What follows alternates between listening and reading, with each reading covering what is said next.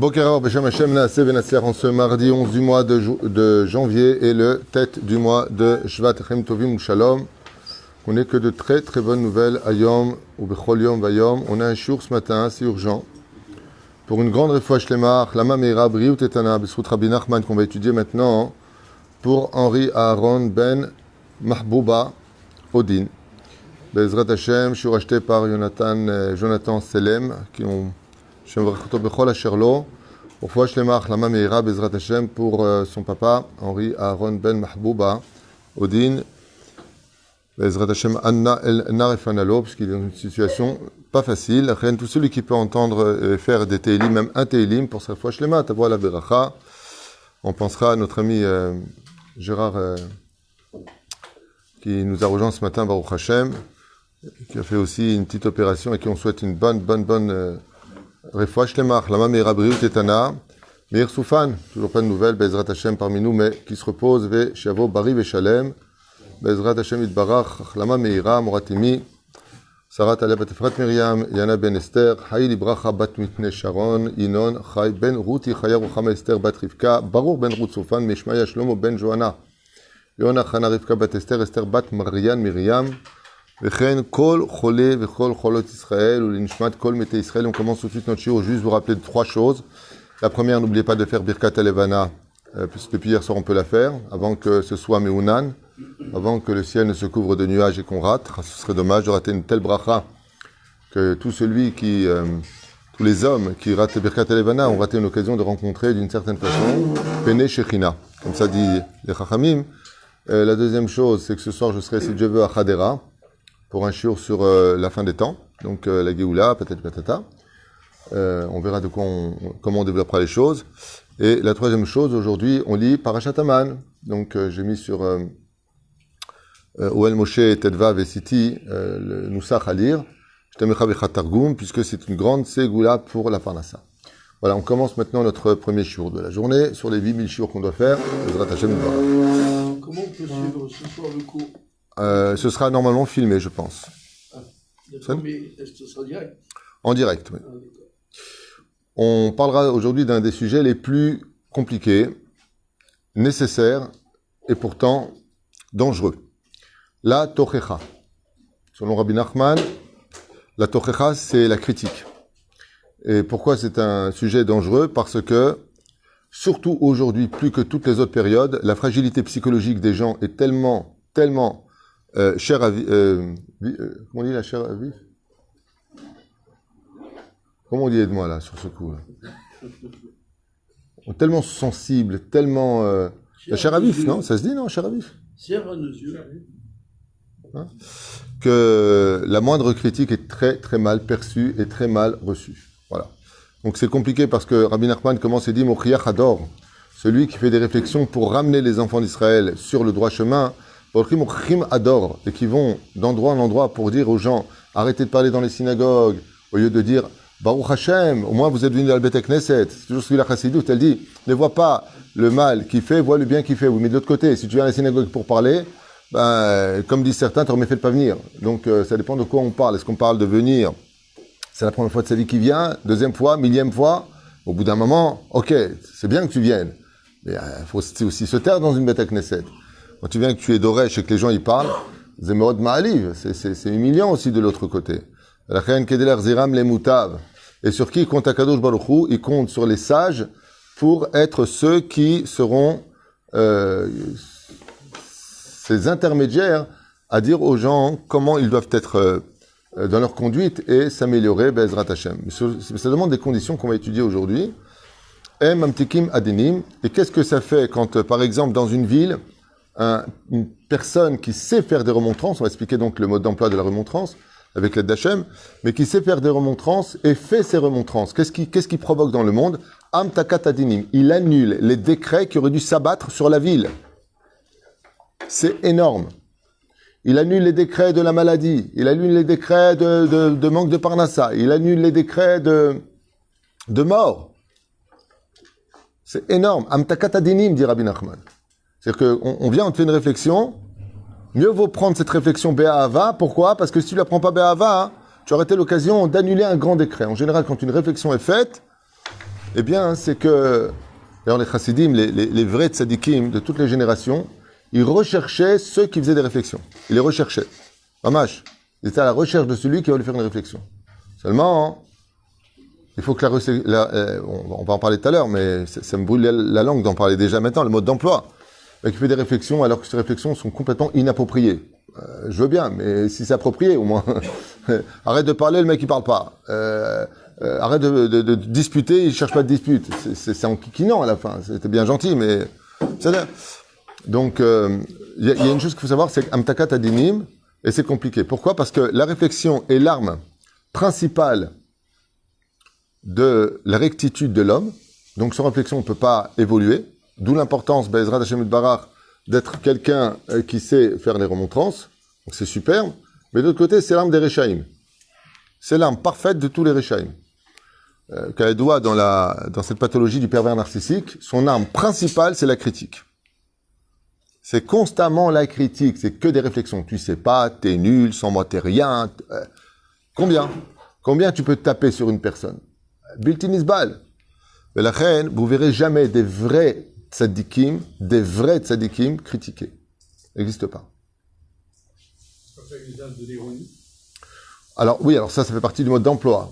Mais il faut savoir que l'ironie, des fois, elle passe pas du tout parce que c'est, à la limite, les gens préfèrent la franchise de la réflexion que l'ironie. Il y a une hypocrisie dans le langage, mais on verra Be'ezrat Hashem déjà dans un instant, parce que je vois que ça vous intéresse beaucoup. Quel est le mode d'emploi de la réflexion qui doit être fait? Be'ezrat Hashem. Il faut savoir que les mauvaises réflexions font fuir les gens. On peut quitter une maison, une synagogue, un travail à cause de trop de réflexions. Pourquoi? Parce que si ça passe pas, il faut savoir une chose. Si ça passe pas, c'est bien ce que je dis, c'est important. Si la réflexion que tu fais ne passe pas, c'est que tu l'as mal faite. C'est-à-dire qu'on va dire, dans ce coup-là, il n'y a pas de mauvais élève, il y a un mauvais professeur.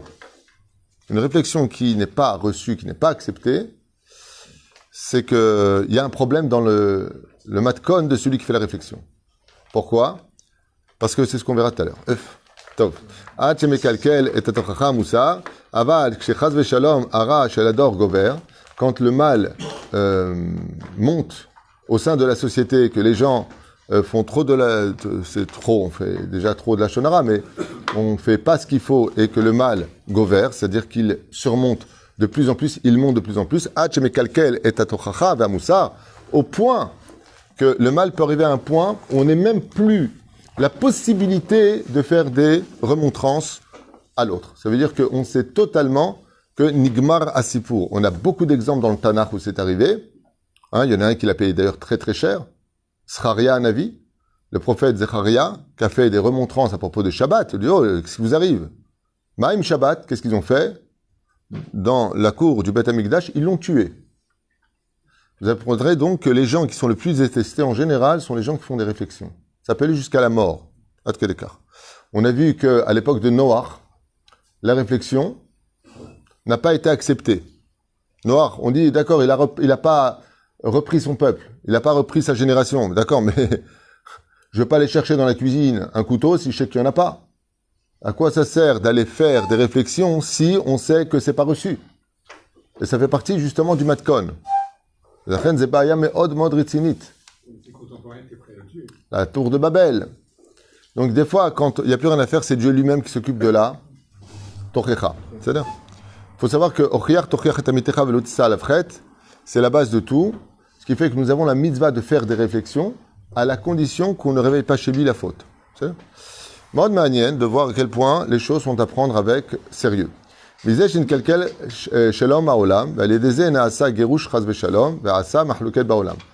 qu'est-ce que ça provoque quand le mal l'emporte sur le bien dans une génération et que les réflexions ne sont plus acceptées par le Tzibour?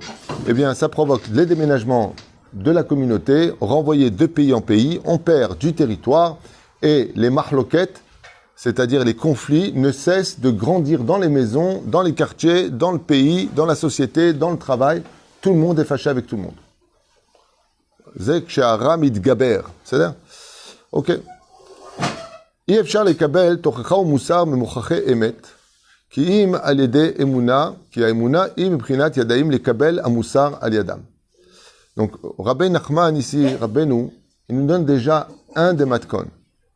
Tu ne peux faire de réflexion qu'à celui qui a de la émouna. Intéressant de comprendre que s'il n'y a pas d'émouna en l'homme, tu n'as rien à me dire. Par exemple, quelqu'un qui ne croit pas en l'homme, qui ne croit pas en vertu, qui ne croit pas en Dieu, n'acceptera jamais la réflexion de l'autre. C'est dans un principe fondamental. Qui te dit que tu as raison? Chacun son émet, laisse-moi tranquille, vis ta vie, laisse-moi la mienne. C'est bien? Alors on commence tout de suite avec le matkon.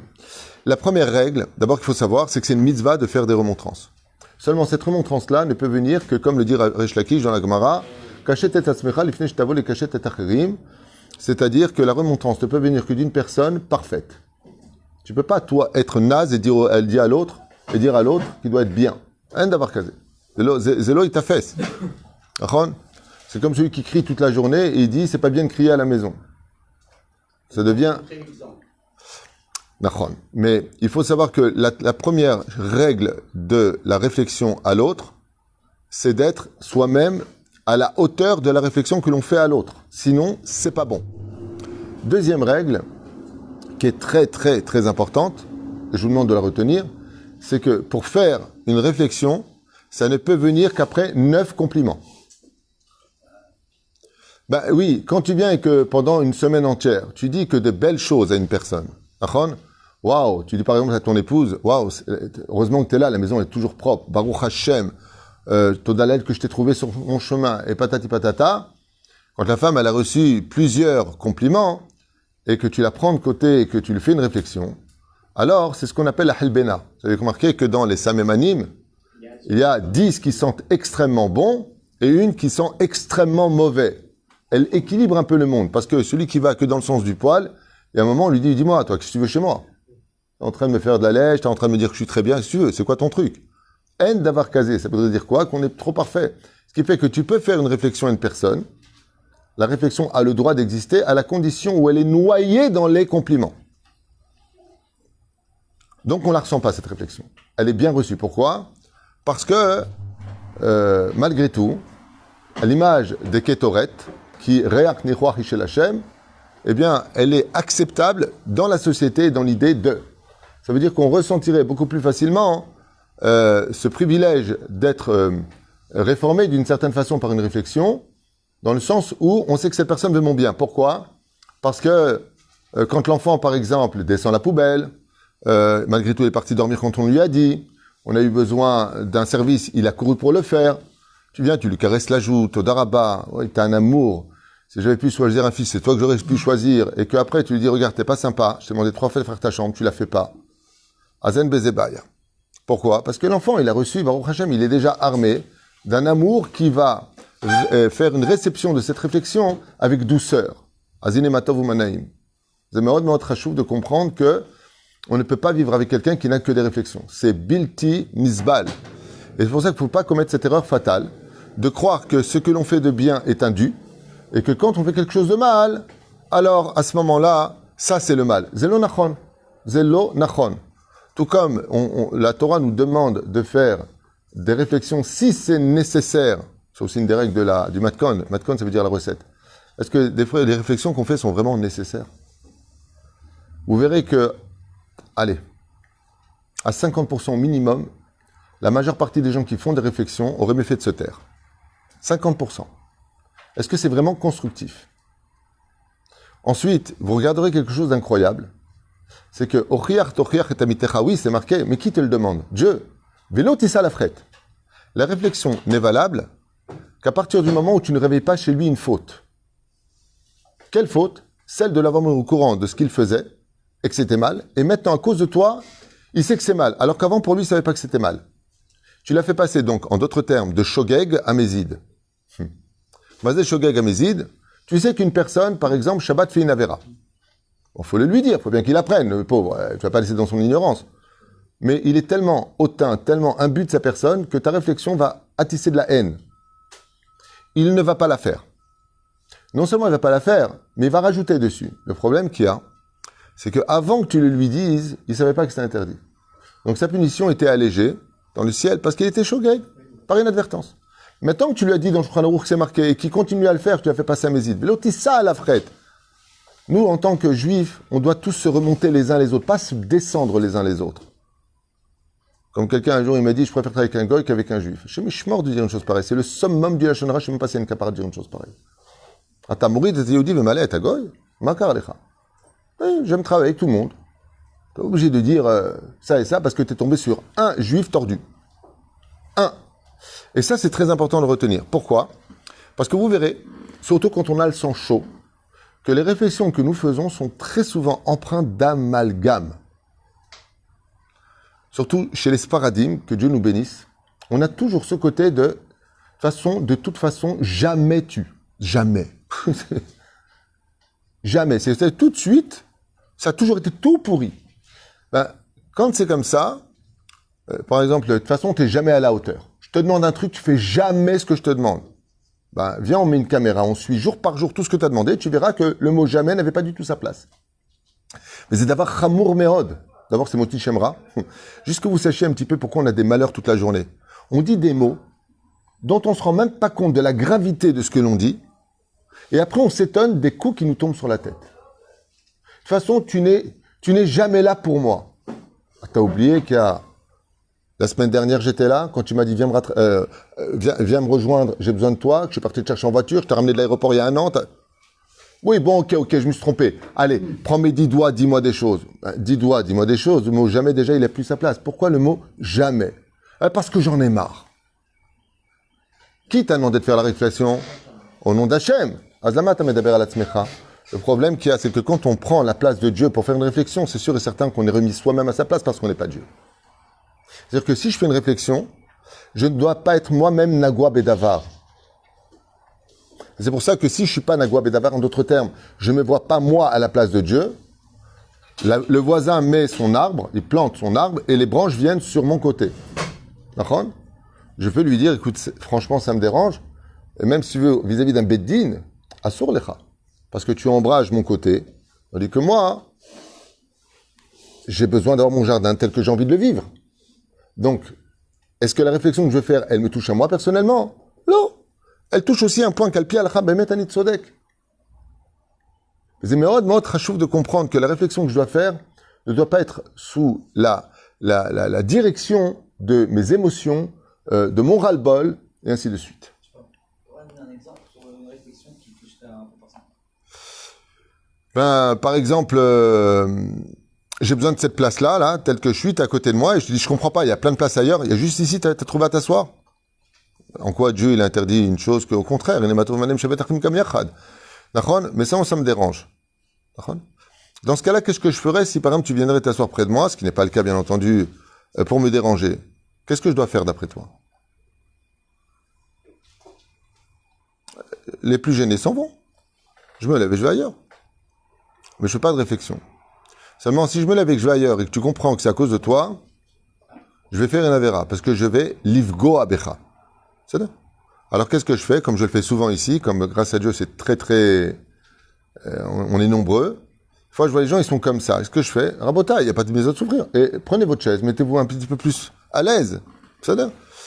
C'est local. Quand tu es coincé contre le mur et que tu es compressé parce qu'il y a beaucoup de monde, c'est local. Mais la reine, Bezrat Hashem, il faut comprendre que les réflexions peuvent être très, très, très constructives, qu'elles atténuent les dynimes, c'est-à-dire que grâce à cela, on peut arriver à, atténuer la rigueur dans le ciel et annuler des décrets, mais ne pas se prendre pour Dieu pour autant. Il faut faire très, très, très attention à cela, ne pas se prendre pour Dieu pour autant. Mais par contre, il y a des réflexions que l'on doit faire, par exemple, dans le domaine professionnel. Tu ouvres ta boutique, la vendeuse ou le vendeur vient à 10h, il doit venir à 9h. Une fois, 2 fois, 3 fois. À un moment, tu ne fais pas autre chose qu'une réflexion. Mais ce n'est pas une réflexion, c'est une remise à... remettre les points sur les i, une remise à condition que tu expliques à l'autre. Ce ne sont pas réellement des réflexions à proprement dit. Et la reine, il faut savoir une chose, c'est que les réflexions que nous faisons doivent être constructives, c'est-à-dire sans émotion supplémentaire à la réflexion, ce qui n'est pas le cas. Quand est-ce qu'en général on fait des réflexions? Quand on est en colère, quand on n'accepte pas une chose, quand ça nous monte à la tête, quand on se prend pour Dieu. C'est-à-dire que je vais maintenant dire, par exemple à la Beth Knesset, Dougma, des gens parlent. Ils parlent. Oui, alors ils parlent. Pose-toi bien la question en tant que dirigeant de synagogue, pourquoi tu fais la réflexion? Est-ce que tu l'as fait parce que ça te dérange ou parce que la Torah dit que c'est grave de parler dans une synagogue? Ce que je vous donne comme exemple ici, parce que bon, là, on est dans le Beth Knesset, je suis rav de cette synagogue entre autres, donc je prends cet exemple-là, mais ça peut être en tant que père à la maison, en tant que mère à la maison, en tant que enfant, en tant que travail, partout, dans tous les domaines. Hashelaï, Beshemmi Ani Nilcham. Au nom de qui je me bats? Tarchevou, Etev, Etev Alze. Etev. Hein? Un jour, quelqu'un m'a dit, oui, enfin bon, hein, quand tu dis 4 fois à ton fils, fais ta chambre, fais ta chambre, fais ta chambre, à un moment, tu t'énerves. D'accord? Sodek. J'ai dit, il a fait sa chambre? Non, il est parti en claquant la porte. Une réflexion a des conditions. La première, c'est d'être certain, avant d'ouvrir sa bouche, et de faire une réflexion, de trouver les mots qui vont être acceptés.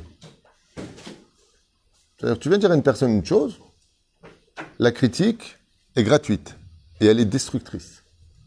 Mais la critique peut être constructrice si tu sais trouver les mots par rapport à la personne. Ce qui fait que dans ce cas-là, la recette, le mode d'emploi ne s'adapte pas de façon générale à tout le monde. Parce qu'il y a l'état d'âme de chacun de nous. Par exemple, une personne qui est très mal, il a perdu son travail, ça va pas avec sa femme. Le mec, il dit, tiens, je vais te faire une réflexion pour te construire. C'est pas le moment. C'est pas la bonne période. Je suis pas apte à la réflexion. Il y a des gens qui peuvent mettre fin à leur vie pour une seule réflexion, qui sera la goutte qui a fait déborder le vase selon leur état d'esprit au moment où tu leur as fait la réflexion. Faire très, très, très attention à ce genre de choses. Alors, quand tu parles de façon générale, parce que tu ne fixes pas la personne.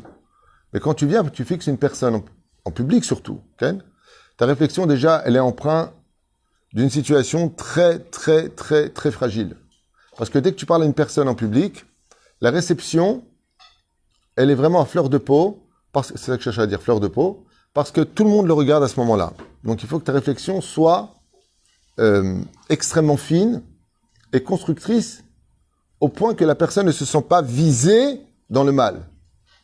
Par exemple, dans le sens contraire, quand en public tu viens et tu dis « je voudrais remercier personnellement parce que vous ne savez même pas combien cet homme fait pour la communauté » et tu donnes le nom de la personne. La personne, elle rougit, mais elle rougit dans le bon sens. Toda, alors. Toda. Pour tout à l'heure, les autographes pour tout à l'heure. La personne, elle est contente qu'en public, malgré tout, la personne est contente quand en public, on lui fait un compliment et qu'on le remercie. Complimente, mon gars. Ouais.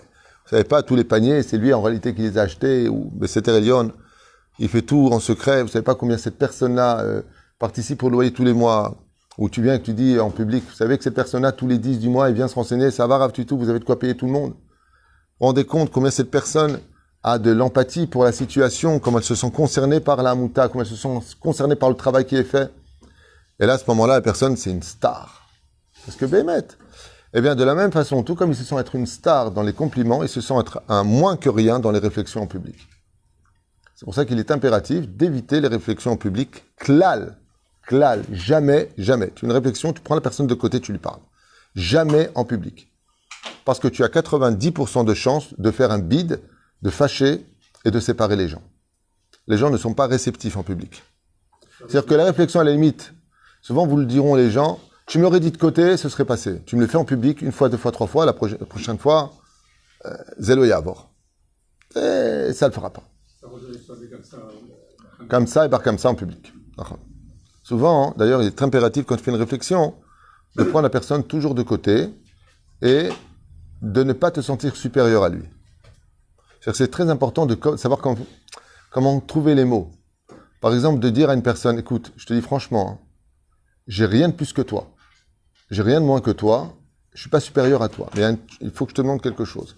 Sache que moi, ça me dérange. Donc j'espère que tu tiendras compte de ce que je te dis, parce que moi, si je fais une chose qui te dérange, t'inquiète pas, je l'arrangerai. Et là, tu peux parler. Parce que la personne ne se sent pas en dessous de toi. T'as pas un côté supérieur qui vient donner des moralités. C'est très, très, très important. Parce que si tu trouves pas les mots avant de faire la réflexion, de préparer, vous savez, comme un livre, il y a toujours une préface, un synopsis déjà de quoi tu vas parler dans le livre. Quand tu viens faire une réflexion, il est bon de faire un synopsis psychologique de préparation à ce que tu vas lui dire. De côté. Par exemple, moi je dis souvent quand je veux faire une réflexion à quelqu'un, hormis le fait que des fois on a envie de parler, mais si je dois faire une réflexion, je veux dire, on boit un café, demain j'ai besoin de te parler. Donc tu bois un café, en général, avec qui on boit un café? Avec un ami, quelqu'un qu'on aime. Donc je prépare la personne déjà à lui faire comprendre, Agnoa Votra, j'ai rien contre toi personnellement, et je suis pas mieux que toi. Prenez tes cafés. À ce moment-là, je lui regarde. Chaque fois que je dis un truc, tu fais comme ça. Je dis le contraire, je fais comme ça. Prenez pas ces chaises, tu prends ces chaises. Si tu avais été rave, responsable, comment tu aurais réagi, toi? C'est vrai que... Tu comprends ce que je veux dire? Le problème, c'est que tu veux prendre la place de rabbin. Alors, si tu veux ma place, prends-la. Mais sache une chose, ça a aussi beaucoup de responsabilités que tu devras assumer. Ah, vous avez raison. Maintenant, je vais te dire pourquoi je veux pas... Je dis n'importe quoi, hein, l'exemple. Je vais te dire pourquoi je veux pas que tu prennes ces chaises. Ces chaises-là ne nous appartiennent pas. J'ai pas encore eu le propriétaire de ces chaises pour lui demander l'autorisation de les prendre. C'est du gazelle. Ouais, non, mais moi, quand je vais à la synagogue, c'est qu'ils les a laissés à la synagogue. La reine, c'est pour ça que comme tu connais pas les lois de la halakha, laisse faire ceux qui s'y connaissent. Parce que ce que toi t'aurais fait, t'aurais rendu des comptes plus tard. Donc fais-moi plaisir, quand je dis une chose, ne fais pas le contraire. Parce que tu donnes un mauvais exemple aux autres, et n'oublie pas que la hiérarchie permet l'ordre, et l'ordre, c'est le respect, et le respect, c'est l'harmonie. La personne comprend très bien sa place, la réflexion a été faite, tu bois un café, à part ça, comment ça va? Je suis content que tu sois avec nous dans la synagogue, merci pour tous les dons que tu fais. Comment tu ressors, bien ou mal de cette réflexion? Bien. Mais tu as une personne, dis-moi toi, c'est mes soubar. Et je reconnais que des fois aussi, il y a des moments où on n'a plus le choix. Quand tu as des gens qui sont chutzpanim, parce qu'il y a des gens qui sont chutzpanim professionnels, qui font dans la vie, je suis chutzpan. Les gens sont effrontés, ils n'ont pas le profil de la personne qui sait recevoir. Vaishman Ishurun Vaivat. Comme j'ai expliqué, malheureusement, il y a des gens qui ne sont fréquentables que parce qu'ils ont des moyens. J'en parlais avec mon ami au café, on parlait de ça la dernière fois. Hier, c'était hier, il y a des gens, BMT, leur seule valeur, c'est leur argent. Ils n'ont pas d'argent, ils sont inintéressants, mais au maximum. Et le problème, c'est que des fois, l'argent, il rend fou les gens. Ce qui fait que c'est à moi que tu parles, moi. Et ce genre d'individus, quand ils mettent la zizanie au sein de la famille, au sein du travail, de les remettre à leur place. Pourquoi? Parce que BMT, le problème qu'il y a, c'est ce qu'on appelle le fruit pourri. Le problème, c'est que de laisser des gens qui influencent, qui sont messitimes, qui imposent des situations à la maison, qui imposent comme un enfant, parce qu'il a pris de l'âge. Ok, top. On est passé au truc. Désolé, on a une coupure. Donc je disais qu'il y a des moments où les tsareno arabes, il y a une situation désobligeante où il y a des gens qui, BMT, ne comprennent pas. On les a pris de côté une fois, on les a pris de côté 2 fois, on les a pris de côté 3 fois. L'homme est minim. Et ils mettent la zizanie et ils continuent et ils perpétuent ce manque de savoir-vivre sous prétexte qu'ils payent, sous prétexte qu'ils ont des pouvoirs ou le bras long, dans la politique entre autres.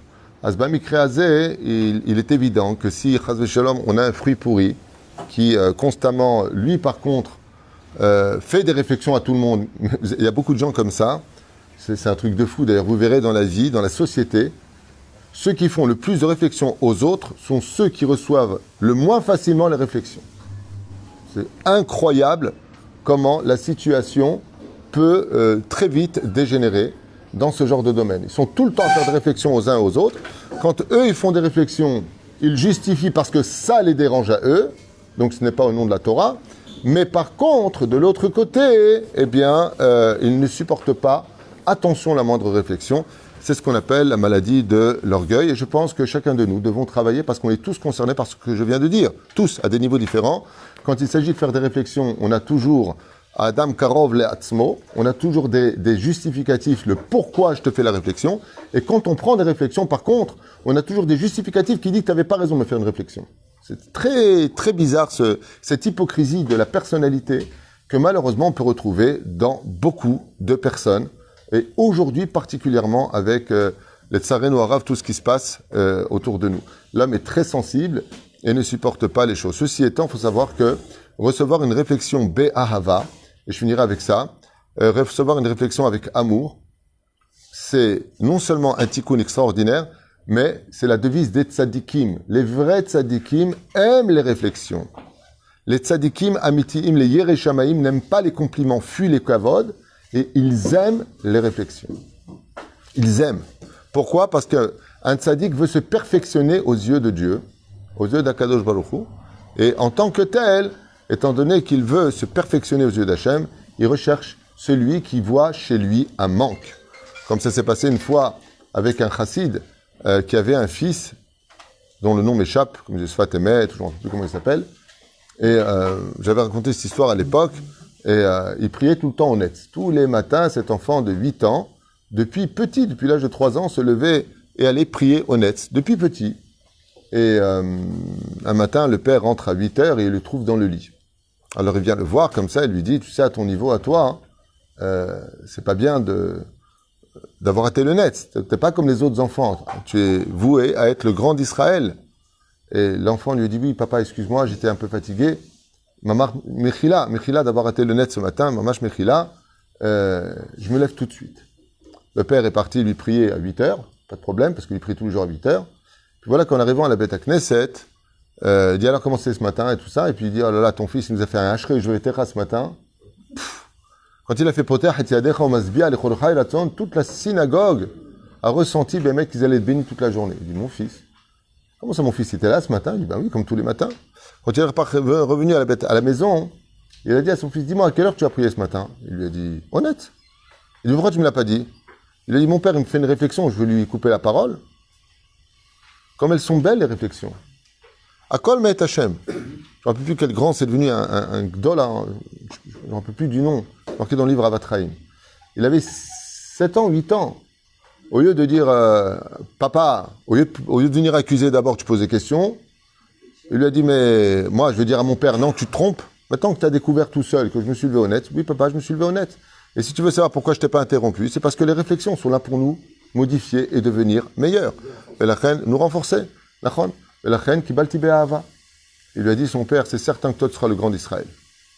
Car c'est Bezrat Hashem, dans la chassidoute bichlal, la chassidoute, le Baal Shem Tov enseignait que quand tu es à côté de quelqu'un qui parle d'un sujet, en disant, ouais, je fais trop bitul Torah, par exemple, deux mecs parlent, ils disent, ouais, je fais trop bitul Torah, la chassidoute, elle te dit, on parle de toi. Il dit, quel rapport? Je ne connais même pas cela. Il te dit, oui, mais si tu l'as entendu, c'est que ça te concerne.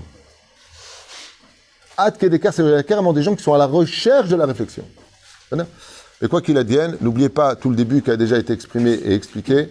Si on vient pour faire une réflexion, ce qu'il faut retenir, c'est qu'elle soit constructive, trouver la douceur, ayotsimina lev, nichnas la lev, que les réflexions viennent du cœur et qu'elles rentrent dans le cœur de l'autre, et que surtout, avec l'aide d'Hachem, nous ayons l'habilité de ne pas faire d'amalgame, ne pas laisser nos émotions l'emporter sur la raison, de telle façon à ce que Béhémet, on reste à l'adresse de la réflexion avec une construction et de savoir s'excuser à la fin de la réflexion en disant « Je m'excuse si je t'ai blessé dans ce que je viens de te dire, je le dis vraiment pas pour te faire de mal, je le dis simplement parce que ça dérange tout le monde, parce que c'est un mauvais exemple pour les autres et à mon avis, on peut demander par exemple au Rav, pour vraiment se mettre comme un chef-char dans l'humilité de la réflexion et de montrer qu'il n'y a aucune supériorité dans ce qu'on est en train de dire l'un à l'autre. Bezrat Hashem.